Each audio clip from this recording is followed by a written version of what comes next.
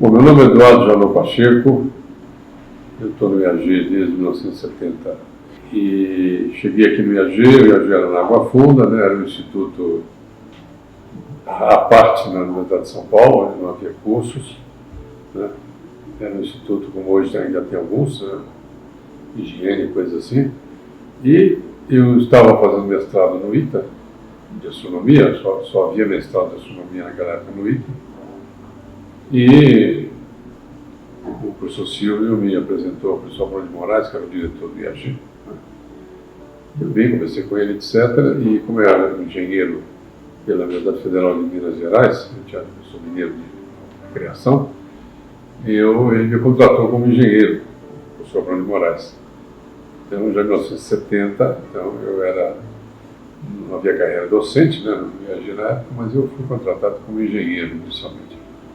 Naquela época eu só via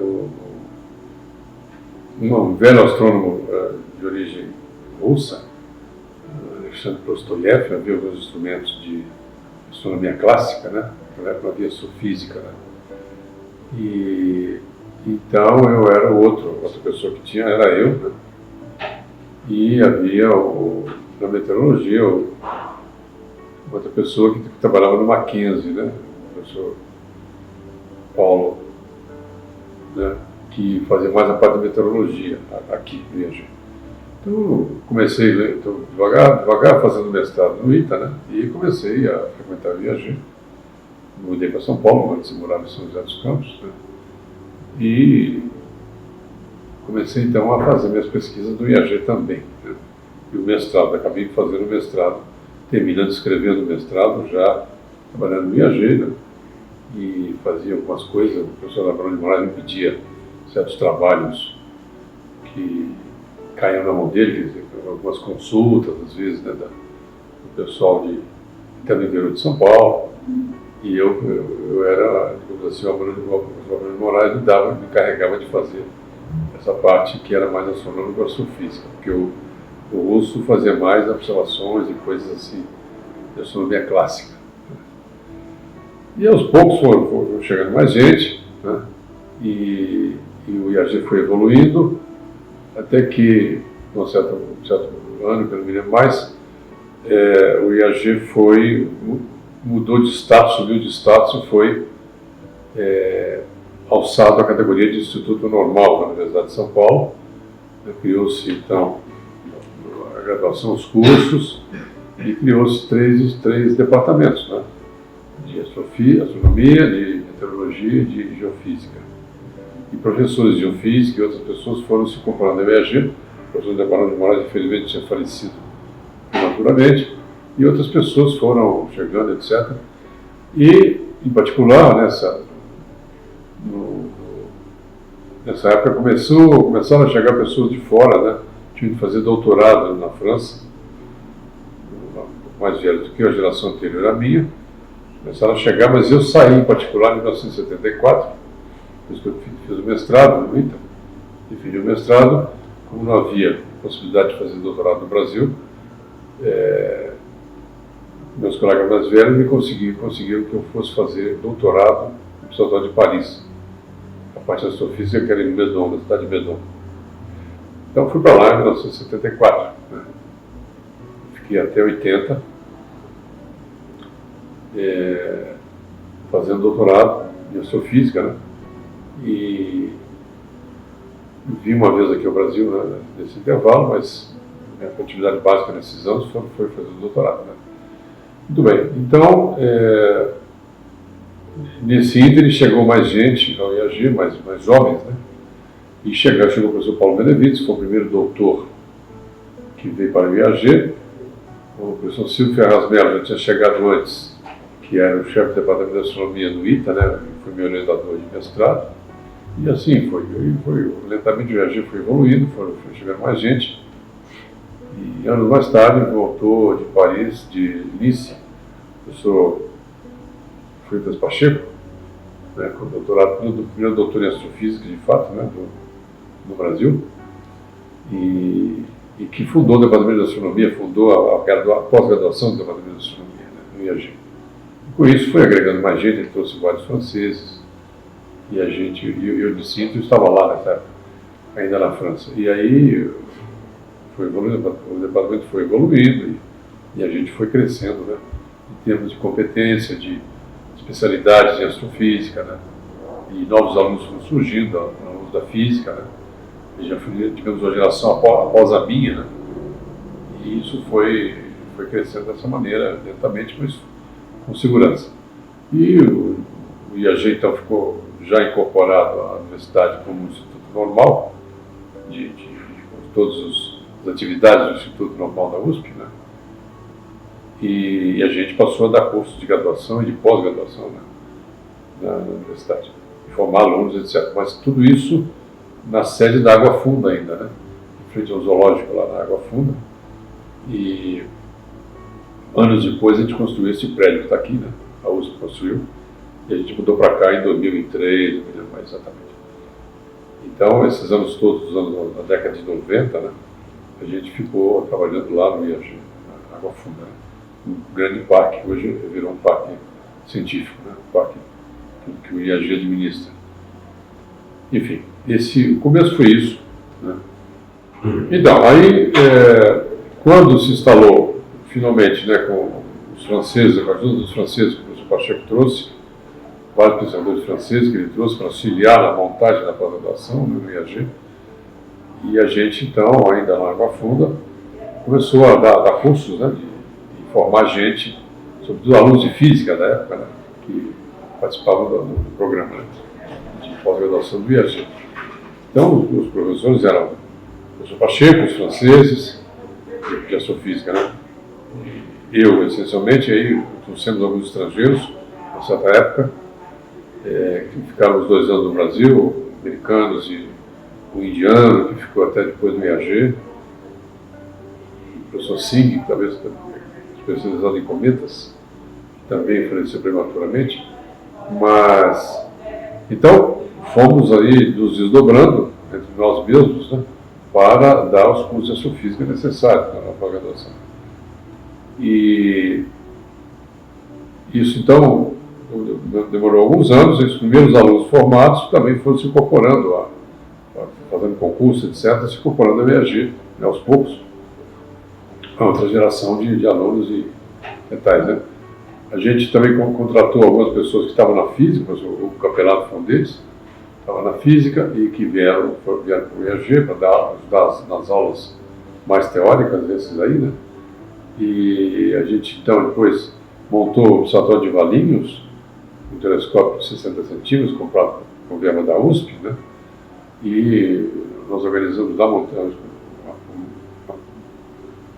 uma planta do observatório, fizemos todo esse trabalho de construção do Observatório de Valinhos. Instalamos esse telescópio de 60 centímetros, o telescópio americano, e começamos as observações lá também, com teses algo mais simples de fotometria, mas era já algo profissional, né? Valinhos, como você sabe, fica aqui próximo a São Paulo. E o EG, até hoje tem essa estação lá, né, em Valinhos, o campus de Valinhos, já não tem mais o telescópio, que acabou indo para o Laboratório Nacional de Astrofísica em Brasópolis, né? Hoje está instalado lá, a gente faz observações inclusive remotas, lá em LNA, com o nosso telescópio e com o grande telescópio de 1,60 m. Para nós é o grande, né? No mundo hoje ele é pequeno, mas era muito grande quando inauguramos em 1980. E a gente participou ativamente, então, da astrofísica brasileira, da instalação efetiva da astrofísica no Brasil. Antes só havia um pouco de astronomia clássica e algumas observações de estrelas duplas do Rio de Janeiro, no Observatório Nacional. Mas a astrofísica, de fato, o hardcore de astrofísica, começou aqui no IAG, com essa evolução em alguns anos, né? E quando o professor Pacheco voltou da França e fomos nos equipando de material humano e cursos, né, de pós-graduação para formar novas pessoas, novos alunos para astrofísica. Então, essa parte da pós-graduação foi uma época muito rica, né, no IAG, e nos anos 70, 80, na verdade, e 90, e isso representou um grande salto, né, não só na astrofísica brasileira, como a de São Paulo, né? A partir de São Paulo. E os cursos, então, a pós-graduação foi instituída oficialmente, né? Inicialmente com mestrado, depois doutorado, né? Coisa que não havia antes no Brasil, porque só havia mestrado no ITA, né? Onde eu fiz inicialmente. Então a coisa se transcorreu dessa maneira, e na nova geração, que incluía o professor Laerte, o professor Augusto, Aminelli, o professor João Steiner, e pessoa dessa nova outra geração que começou a chegar. A gente foi formando, né? Eu, por exemplo, fui professor dos três, né? Ainda na física, no curso da física. Eles davam aulas de astrofísica no curso da física, né? Bacharelado de física. E então foi uma evolução natural que os alunos de física sempre se interessaram muito pela astrofísica, né? É muito cativante, né? O pessoal gosta muito de astronomia e astrofísica.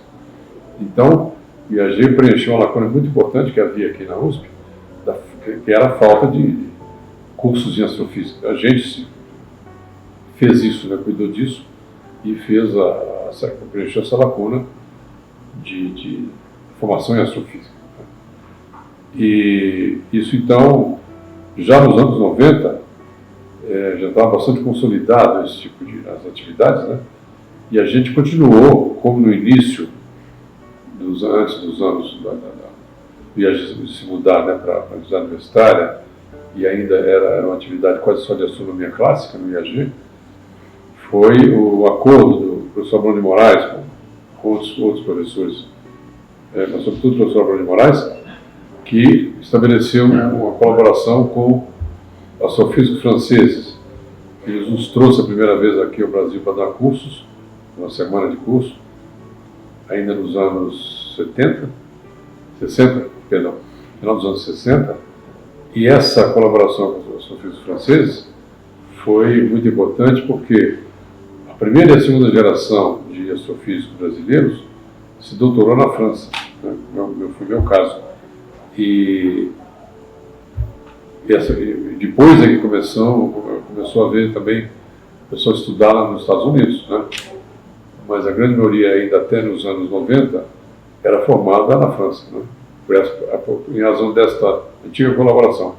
E eu continuei com a minha relação com a França, depois do doutorado lá, né, com colaborações com eles, e continuei durante muitos anos com o auxílio da universidade, da bolsa da Cofecub, e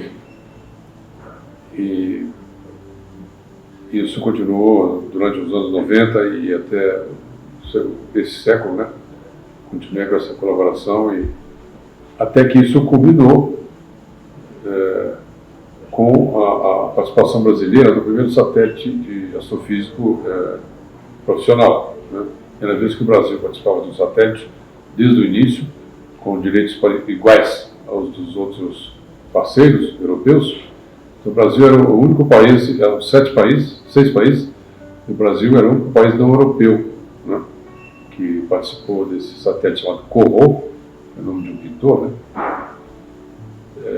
impressionista, e eu fui o elemento que, quer dizer, como eu tinha colaborações com eles, eu conduzi a participação brasileira no Corot, né, durante começo dos anos 2000.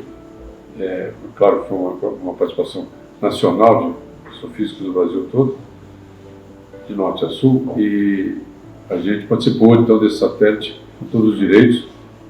E o satélite voou de 2006 a 2013, quando aí o raio cósmico o danificou, ele parou de funcionar, e nós participamos muito ativamente das atividades do satélite, com publicações, com participação em todas as conferências, faziam 2 conferências por ano, né? A gente participava de todas elas, foi uma participação muito forte. Isso gerou dezenas de teses de doutorado, né, em astrofísica no Brasil todo, em particular no IAG, e mestrado, etc. E publicações, uma centena de publicações em revistas com a LISA, em volta das atividades ligadas ao satélite Corot, né? E essa colaboração com os franceses, eu continuei durante muito tempo e continuo até hoje, E hoje nós estamos engajados num satélite muito maior, que é da ESA, da Agência Espacial Europeia, que é o Platon, que como Corot, ele trabalha em astrosismologia e descoberta de exoplanetas, né? O satélite da ESA é 10 vezes maior do que o satélite francês inicial, o Corot, mas nós estamos participando também com igualdade de condições. Eu faço parte do comitê científico do satélite, representando o Brasil, e estamos no mesmo tipo de colaboração com eles lá, com muitos engenheiros trabalhando, engenheiros da Escola Politécnica, fazendo inclusive uma parte de hardware do satélite. O Corot era só software, né? Já no Corot houve participação dos engenheiros brasileiros fazendo software de controle de atitude, controle de jitter, de vibrações do satélite. E no Platon a nossa participação é mais ampla, com hardware também. Existe também participação do Instituto Mauá de Tecnologia, em São Caetano. E estamos trabalhando, o satélite vai ser lançado em 2026, apenas no Platon. Um satélite muito grande, de 1 bilhão e 200 milhões de euros, contando mão de obra e equipamento. E então nós continuamos essa atividade de colaboração, dessa vez agora com toda a Europa, né? Porque são 15 países europeus e mais o Brasil. Outra vez apenas o Brasil não é da Europa, né, desse satélite. Então isso foi muito lucrativo, na verdade. Quer dizer, a formação lá de trás da França e as colaborações que eu estabeleci, e outras pessoas também depois entraram, né, foi muito importante. Até hoje está dando frutos, né, desse novo satélite gigante da ESA, que vai ser lançado então no primeiro dia de 2026. Então, essas atividades foram naturalmente se desenvolvendo, né, com colaborações com eles lá, na França e na Europa em geral, e isso acho que é muito interessante, porque isso abriu caminho para estudantes irem também fazer estágios, etc., né, e fica muito rico, né, nesse sentido. E hoje nós temos uma gama de contatos, né, na Europa muito grande, né, do Reino Unido até a Alemanha, para abrir oportunidade para os jovens irem trabalhar, né, nessas coisas avançadas. E eu acabei me deslocando mais para a astrofísica espacial hoje, né, do que antes eu não fazia isso. Mas a partir do satélite Corot, eu fui me focando mais em coisas da atividade espacial. Eu estava na França, num dos meus estágios lá, quando a pessoa responsável pelo Corot me procurou, que sabia que eu era brasileiro, que eu estava interessado no assunto, e disse assim, entrou na minha sala e disse assim: Eduardo Janot, você quer participar do nosso satélite aqui? Vamos fazer sismologia? Eu falei, me interessa, eu estou fazendo sismologia estelar também. Então, eu preciso que você me arranje $1 milhão para participar da nossa colaboração. Aí eu abri a gaveta e disse, olha, eu não tenho aqui agora, mas eu posso tentar conseguir, né, no Brasil, né? Então, temos risada de sábado, eu voltei para o Brasil e comecei a ir atrás do $1 milhão, né, para participar desse satélite Corot. Acabei conseguindo. O $1 milhão era para comprar uma estação de rastreamento, né, de recepção de dados, que ia ser instalada no norte do Brasil, foi instalado finalmente em Alcântara, né, hoje temos a base lá de lançamento de foguetes. E quem financiou esse $1 milhão foi, na verdade, o INPE, né, o diretor do INPE da época, cujo nome não vou lembrar mesmo, mas enfim, eu fui com o Jacques Lepine, que era o nosso diretor aqui do IAG, fomos lá conversar com ele e eu consegui convencê-lo de que a importância dessa história do satélite, era o primeiro satélite científico do qual o Brasil participava, né? Então ele se comoveu com isso e conseguiu arrumar $1 milhão para comprar essa estação, uma estação, claro, importada completamente, e instalar lá, porque o INPE ia utilizar para outros satélites dele, né, do INPE, o programa de satélites do INPE. E finalmente foi instalada a estação a tempo, né, de poder trabalhar. O satélite Corot enviava dados para a estação lá no Hemisfério Norte e dados da sua órbita aqui para Alcântara, né, no Brasil. E o INPE, né, operava a estação, mandava os dados para a França para eles poderem ser tratados lá, né, na Espanha. Então isso foi uma coisa muito importante também, porque uma vez a gente então participou do satélite, uma contribuição específica, financeira, e de equipamento, claro, a estação de recebimento de dados, foi instalada em Alcântara. Então foi uma coisa realmente, primeira vez que o Brasil deu um passo importante, com um dinheiro importante, $1 milhão, era muito dinheiro, né, naquela época, e fizemos essa parte então da participação do Correio com essa não só participação científica, de engenharia e esse equipamento importante. Mas a gente, na universidade, né, como vocês certamente sabem, a gente pode continuar, depois de aposentado, a ter atividades praticamente todas que tinha antes, a não ser participar de comissões e de ser representante de categorias, essas coisas, né? Então, em 2015, eu já era livre docente 4, associado 4, perdão. Então, eu fui aposentado compulsoriamente e passei a professor sênior do IAG, né? A gente pode continuar a orientar, né, dar cursos que quiser, praticamente as atividades normais, né? Só não desconta mais certos algumas contribuições mudam, né? Mas enfim, as atividades docentes praticamente não mudam, né? Então eu continuei. Eu adoro a astrofísica, eu nasci para isso, né? E sempre fiz isso na vida, e então continuei fazendo minhas atividades. Quando, e orientando, inclusive, quando eu trabalhei no satélite Corot, como o satélite Corot fazia astrologia e procurava exoplanetas, eu comecei a me interessar por exoplanetas. E o que é um exoplaneta? Um planeta que gira em torno de uma outra estrela, que não é o Sol, né? Mas qual é o interesse da gente estudar exoplanetas? Não é só pelo exoplaneta, né? Também, né?